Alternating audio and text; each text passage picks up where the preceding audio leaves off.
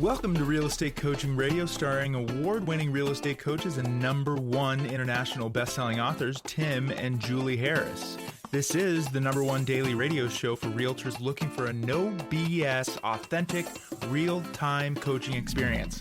What's really working in today's market, how to generate more leads, make more money, and have more time for what you love in your life. And now your hosts, Tim and Julie Harris. 3, 2, 1, and we are back. Now, we're talking about something today that if you take the time and really drill down on this information, will have a very profound impact on your life and also the lives of the people you know, love, and care about. And I know it sounds like I'm overselling this topic, but I'm really not.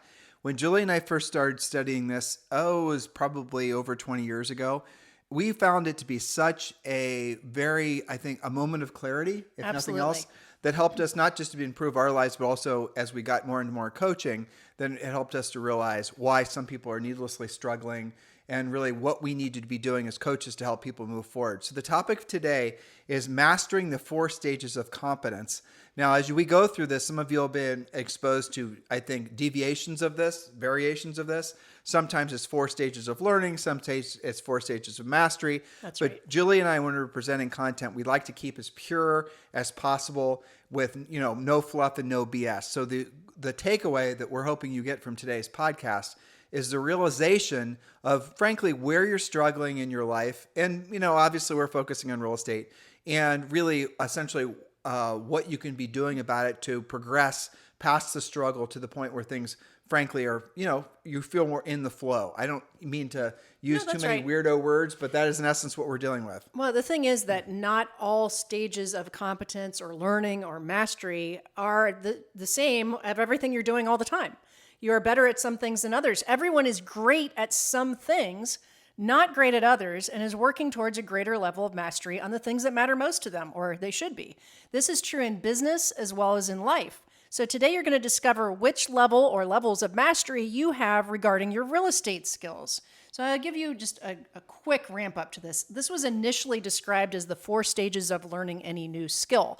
That theory was developed at a place called the Gordon Training International by a guy named Noel Burch in the 70s. But since then, it's been frequently attributed to Abraham Maslow, as in Maslow's hierarchy that you will remember, although the model doesn't actually appear in his major work. So for my nerdy listeners, if you want to look it up more, there's some history to it. But the 4 stages of learning provides a model of learning. It suggests that individuals are initially unaware of how little they know about something, or are literally unconscious of their incompetence. As they recognize their incompetence, they consciously acquire a skill, then they consciously use the skill, polishing it and improving it with practice. Eventually, the skill can be utilized without being consciously thought through. The individual is said to have then acquired unconscious competence. So keeping it practical and tactical, as we like to do on this podcast, let's take a look at each of these stages and translate it into something you can actually use to move your skills forward. And my note takers, you do want to sharpen your pencils or your typing fingers because these terms kind of sound like tongue twisters that all sort of sound the same. So we're going to be very specific as we run through these 4 stages. But what we're going to be doing is we're going to be giving you the sort of the clinical definition, and then we're going to give you, I think, salient real estate practical examples so then you can relate it to your own life. And really what we're hoping that you recognize as we're going through this, there's 4, if you're following along here, there's 4 distinct levels of learning or of competence.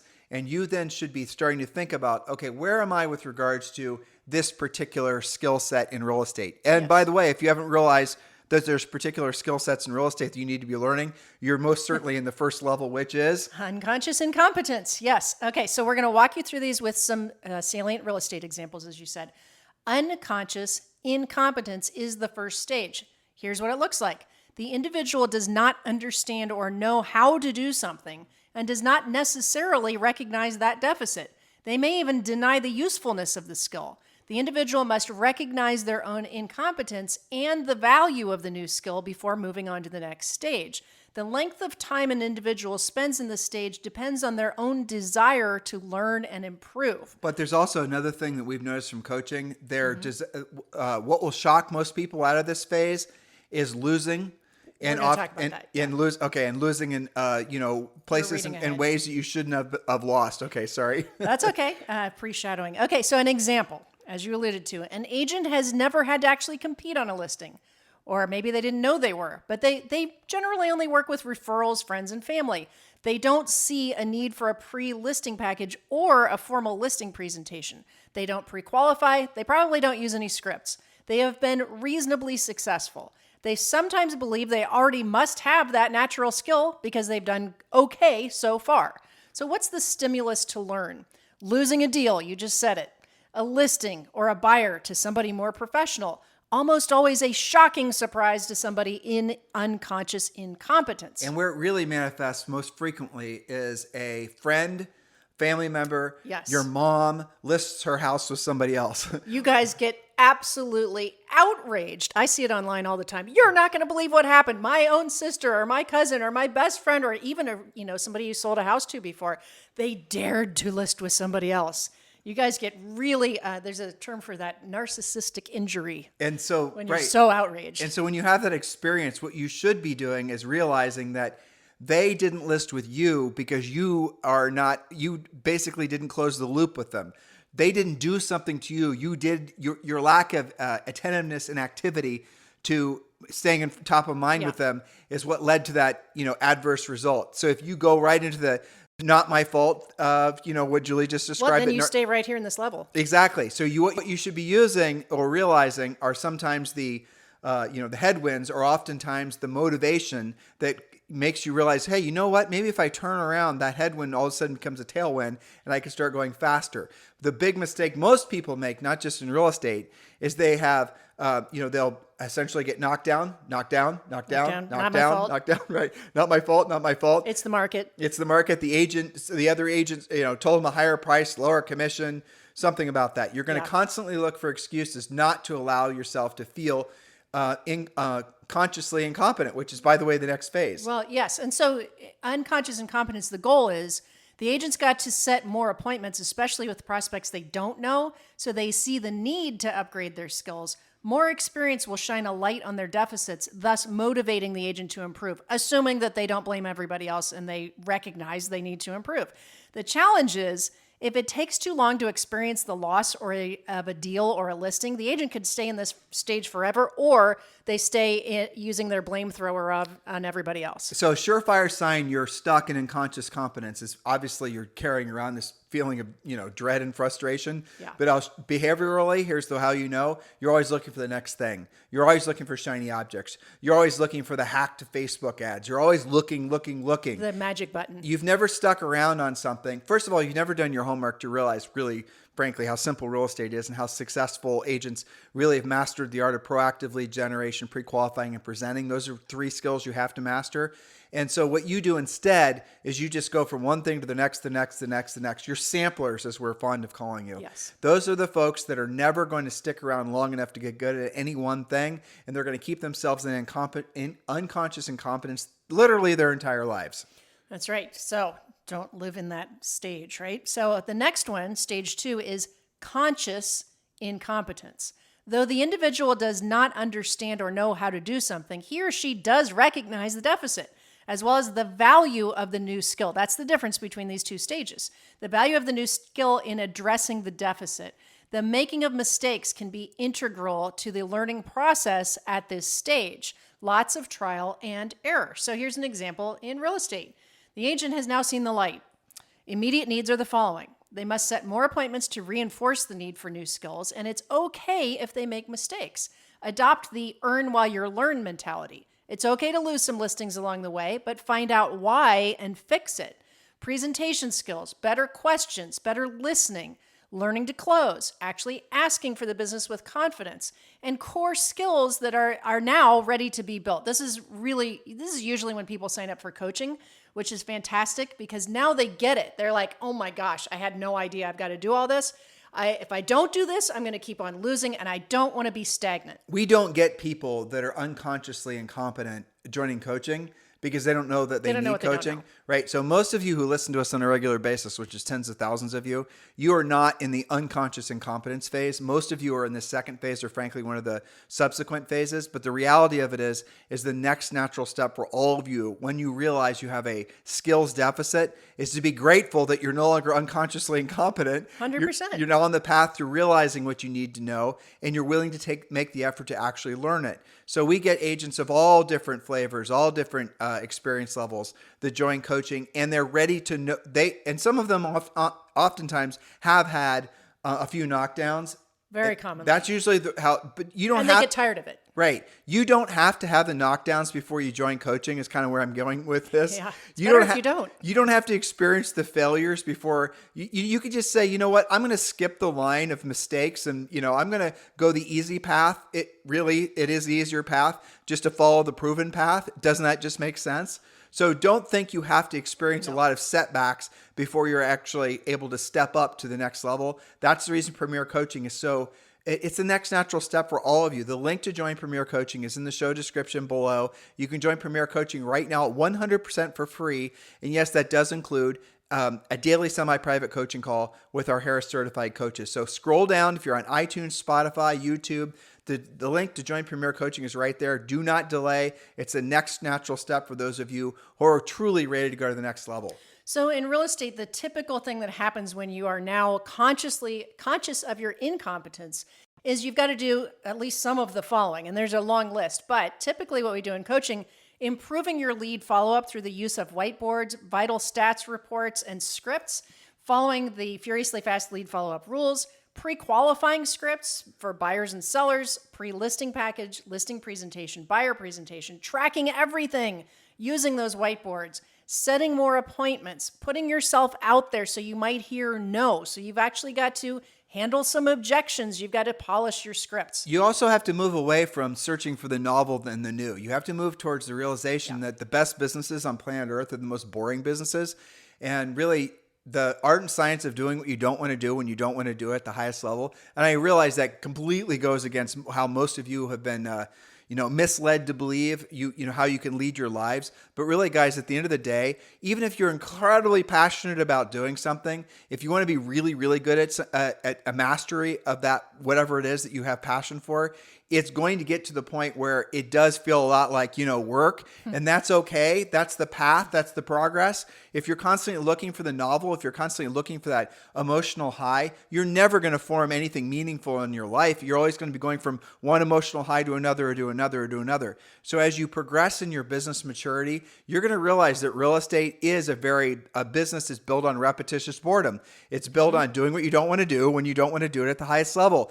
It's essentially it's a assembly line of conversations, assembly line of processes. That's good. That's what you want, because then you actually get very predictable income, very predictable profit. And with that profit, you can reinvest it, and you then can have that profit then reinvested in things that produce passive income for you. And thus you can become rich where your money works for you and no longer work for your money. But you have to move up essentially the mountain of learning and realizing that it's okay to put yourself in situations where you're uncomfortable. That's the second phase that Julie's in now that we're describing, especially the next one. That's where you are going to expose yourself to things you haven't, that you're not already, have a high level of comfort with. You're going to start facing down your fear of rejection, some of these other things, and that's okay. You'll make your way through it. And you'll make money in that stage too. Remember, you don't have to be perfect at everything.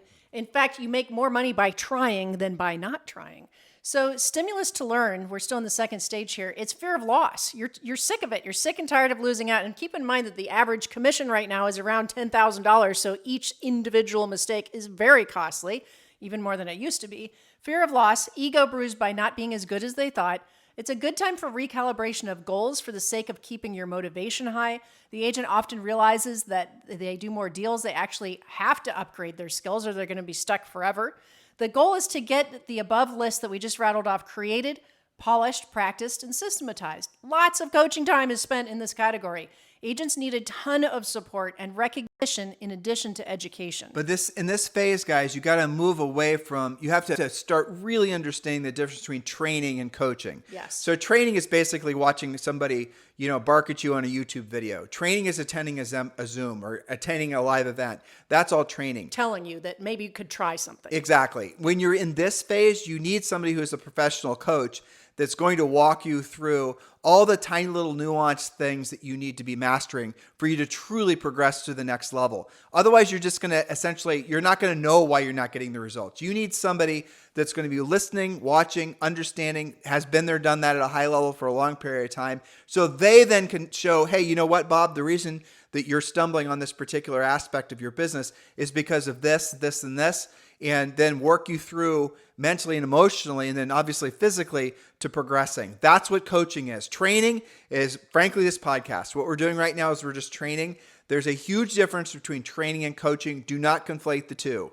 That's right. And a great coach is going to help you recognize what you're already really great at. A lot of you guys come to coaching and you take such great care of your clients. You have some, great transaction coordination. You've got some strategies. Your clients love you. And so a great coach is going to say, you know what, you're so good at taking care of your clients. You're so nurturing and particular and, you do a great job. Wouldn't it be great to help even more people? Maybe it's your lead generation that needs to come up to the mastery level that your customer service is already at, you see? So I call coaches the interested third party. So that can look in at your business and recognize where the challenges are. And remember, this is a professional. When you have a coach, that's a professional relationship. It's not a buy-a-friend relationship. Some of you have joined our coaching program after being with other coaching programs for a long period of time because you became too friendly with your coach. That's true. Here's the thing. We want to, like you and be friends and all the rest of it. But the primary reason that you engage one of our coaches to be a coach for you is because you need somebody who's not your friend who's going to tell you the truth. Yeah. Who's going to say, hey, you lost that listing presentation because you didn't use a pre-qualification script. Your pre-listing package is the same as everybody else in your brokerages and you didn't bother to close. That's right. And by the way, here's all the steps. Let's walk through exactly that pre-qual. And they're going to know what questions to ask. A great coach is going to be very efficient at diagnosing where you screwed up. Because, it is screwing up when you don't take a listing. Guys, listings are hard enough to get, especially when you proactively lead generated, set the appointment, pre-qualified, and the rest of it. For you not to take a listing really 100% of the time is a fixable problem, but you need to accept the fact that the fixing is going to most likely happen between your ears. That's what a great coach is going to help you figure out. That's right. Now, the third stage, we also have a lot of coaching clients here. It's called conscious competence. We're moving up the food chain here. Conscious competence. This is when the individual understands or knows how to do something. However, demonstrating the skill or knowledge still requires concentration. It may be broken down into steps, and there is heavy conscious involvement in executing the new skill. Here's an example. The pre-listing package and listing presentation are actually done and polished. The agent understands and values the upgrades that they've made to their presentations.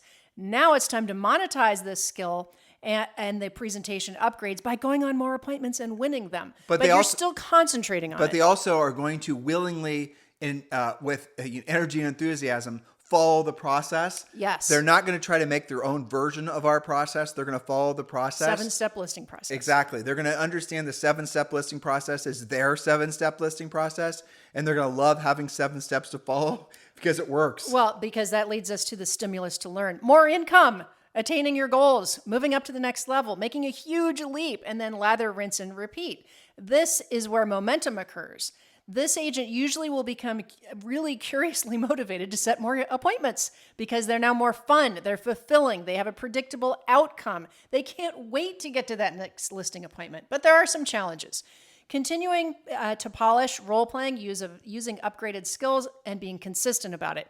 Time management can sometimes be an issue here because you are going on more appointments and generating more business. I call that a nice problem to have. Absolutely. Okay. Another challenge is the agent will likely be handling more volume of business than ever before, and mistakes can happen if you haven't also worked on some of your systems. They can feel overwhelmed at times, and if they don't have a transaction coordinator yet, now may be the time. Continue tracking closely with your whiteboards and vital stats page. Another challenge at this stage, because you are actually going on more appointments, taking more listings, pricing and negotiation skills may need polishing up. We do that in coaching as well.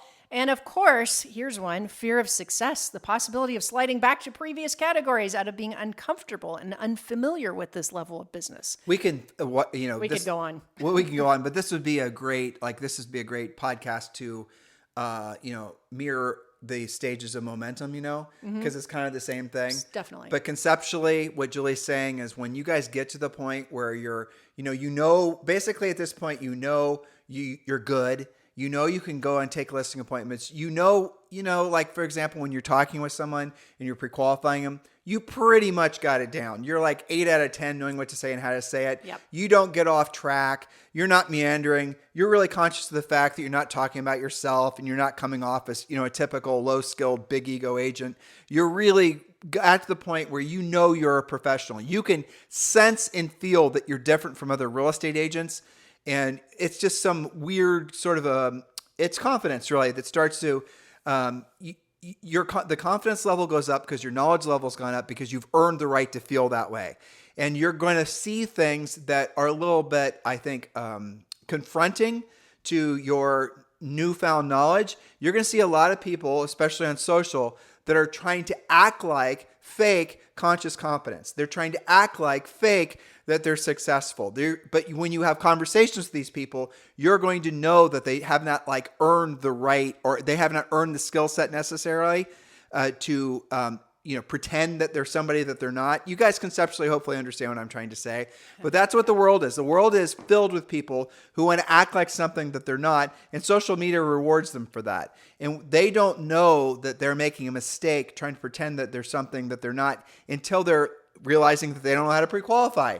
So they are maybe competent at creating an illusion that they're somebody that they're not. But when they actually are on the phone with somebody, they're then realizing because they're losing that they're not actually pre-qualifying those people. And I know in the marketing and advertising world, you guys are said, well, who cares? That's the reason you generate a ton of leads. Well, yeah, if you have to generate a ton of leads, that means it's taking you a ton of time and you're usually spending a ton of money on that. So doesn't it make sense to get really, really good at pre-qualifying leads? Then you don't need as many and you make a lot more money with a lot less hassle.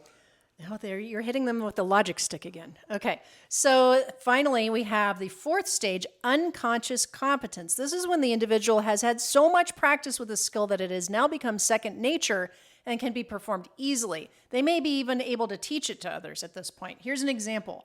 Grizzled veterans, they take almost 100% of the listings that they go on. They have polished scripts, skills, and presentations. They negotiate professionally and are good or great at core skills, and they're very confident. Now, it's worth mentioning, if you're a brand new agent and you plug yourself into Premier Coaching and you actually don't deviate from what you're supposed to be doing in Premier Coaching, you can start getting the result of the grizzled veterans Yes. On your first listing appointment. The first listing appointment Julie and I went on, we took. And we had some sort of listing presentation and, we sort of put it together. And then the one after that, the one after that, the one after that. Now we are competing against grizzled veterans.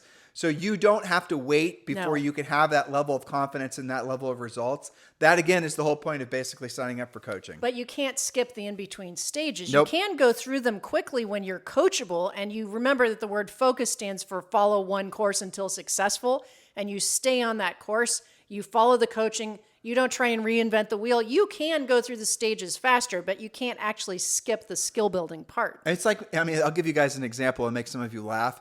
When Julie and I lived in Texas, we lived north of Austin, and we had a neighbor that was a Marine and worked with the Navy SEALs.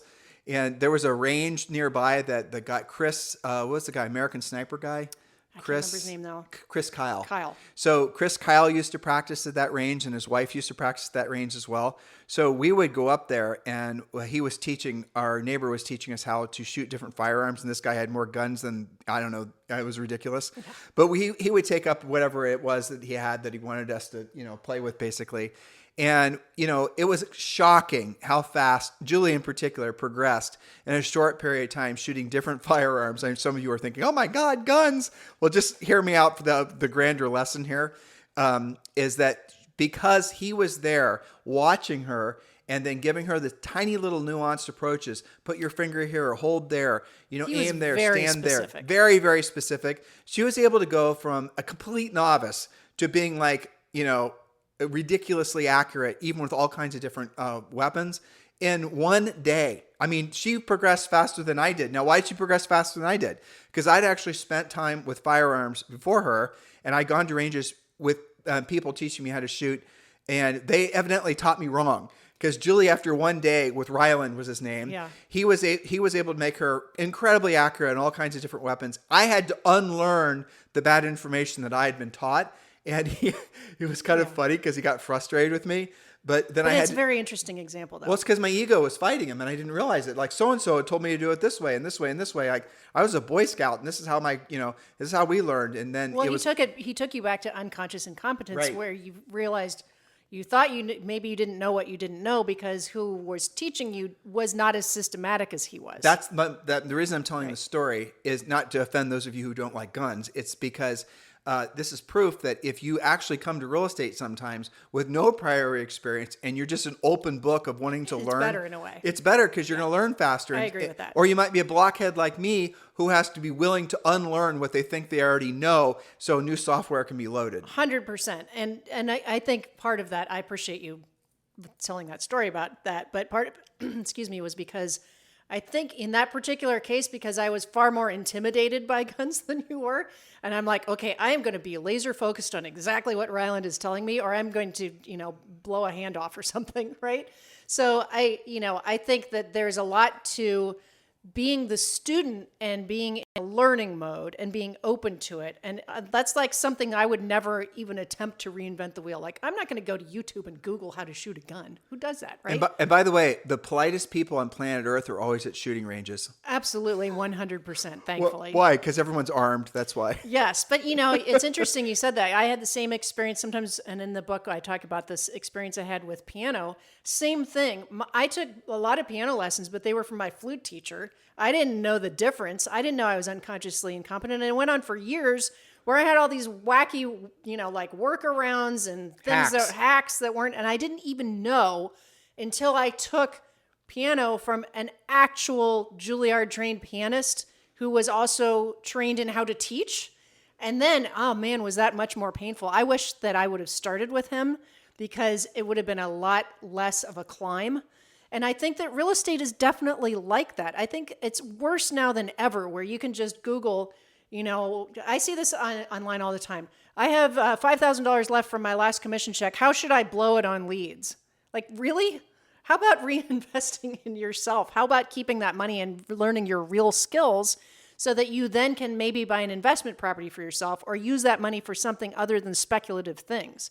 I think it really is polluted by people that are maybe trainers at best that tell you to go try stuff versus like Ryland teaching you how to actually handle something as dangerous as a firearm systematically in such a way that, you have success, or piano in my case, or choose your different thing, So I think you have to be very careful about that, but recognize that you all are in different levels of mastery with your different real estate skills. But not just that, but in life. I mean, you might be just getting started learning your real estate skills, but you might be really good, as Julie just gave an example of playing a piano, or really good at something else. Maybe you're, competitive. Pickleball is a huge thing right now. You guys I get have the so point. many coaching clients that are like pickleball champions. Yeah. That's awesome. But how did you get there? You practiced, didn't you? You learned some skills and then you did it over and over and got better and better. Now, we're going to give you another little cautionary tale here, something to remember. Just because someone is really good at the activity does not mean they know how to teach others to be good at the 100%. activity.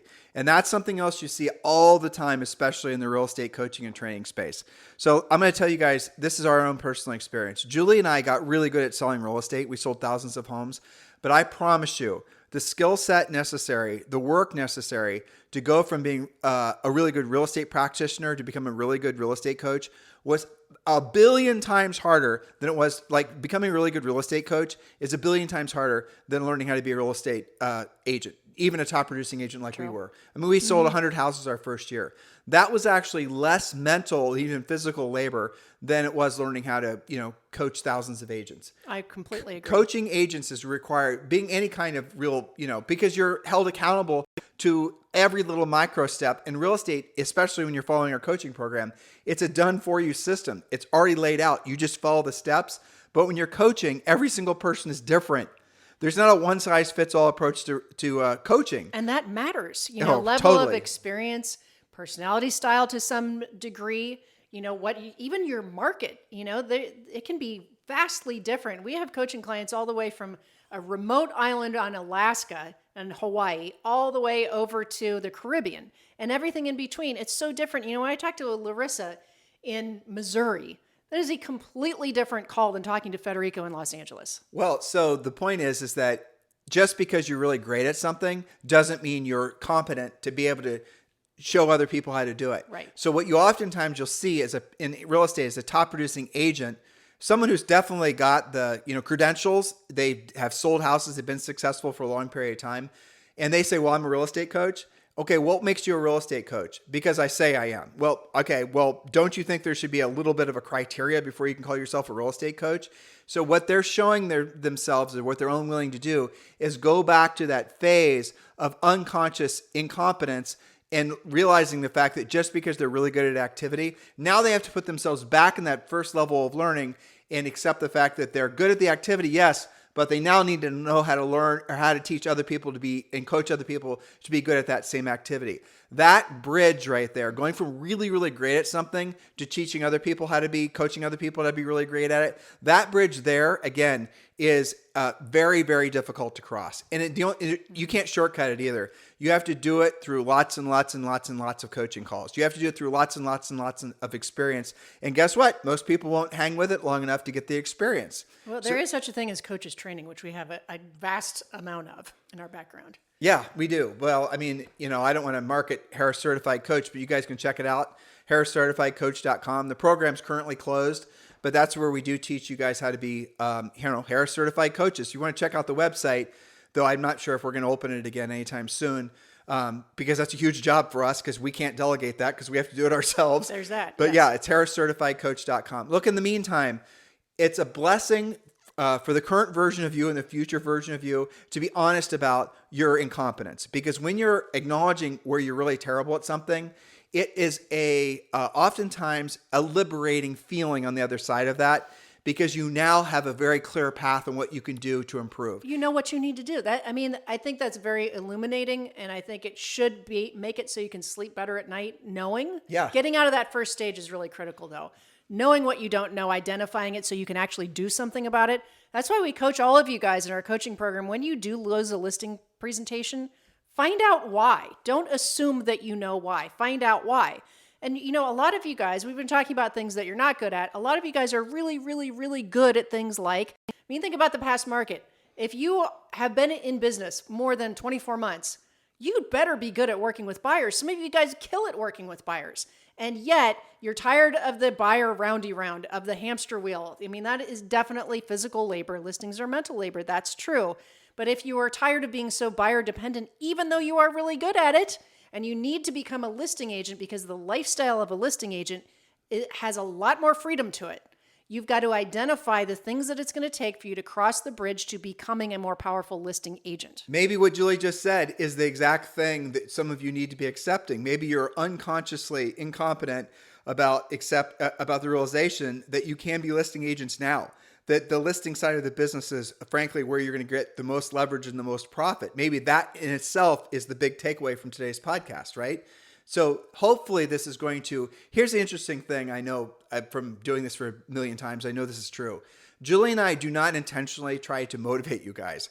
We're not going to be giving you a bunch of pep talks and rah and burn the ships. There's places for that. We're not criticizing it. What we know is that emotional, energy that comes from somebody else motivating you, it's only going to last for a matter of minutes, a day if you're lucky. But knowledge, true knowledge, an epiphany, actual learning, something of value, that can last a lifetime. And we know that, there's going to be 10 or 20,000 of you that listen to today's podcast. There's maybe realistically going to be 1,000 or 2,000 of you that's really going to use this information to go to the next level. For the rest of you, why don't you join that other group and go to the next level yourselves? And it's our blessing to be hopefully the igniter of many fires across the world with this information. Do something with it, though. I appreciate the fact that you guys like it because after you listen to it, you feel motivated. But it's not worth anything. You might as well go, the movies and watch Barbie or whatever. The value is going to become in the actions you take from the information we give you. If you want true everlasting motivation, it comes from using your brains along with your bodies to get into action. And especially when you're doing that with the entanglement of the realization that your highest and truest purpose on this planet is being of service to others. Those combination of thoughts and those emotions, the spiritual energy that comes from that is the true power. And hopefully you guys are willing to allow yourselves to get there. In the meantime, thank you for keeping this number one listened to daily podcast for real estate agents in at least the United States. Please, please, please do give us a 5-star review and a comment as to why you like today's podcast. It helps us a lot to get the word out so we can stay on mission with what our highest and truest purpose on this planet is, which is being of service to all of you. You guys have a fantastic day. We'll talk with you on the show. This podcast is a part of the C-Suite Radio Network. For more top business podcasts, visit c-suiteradio.com.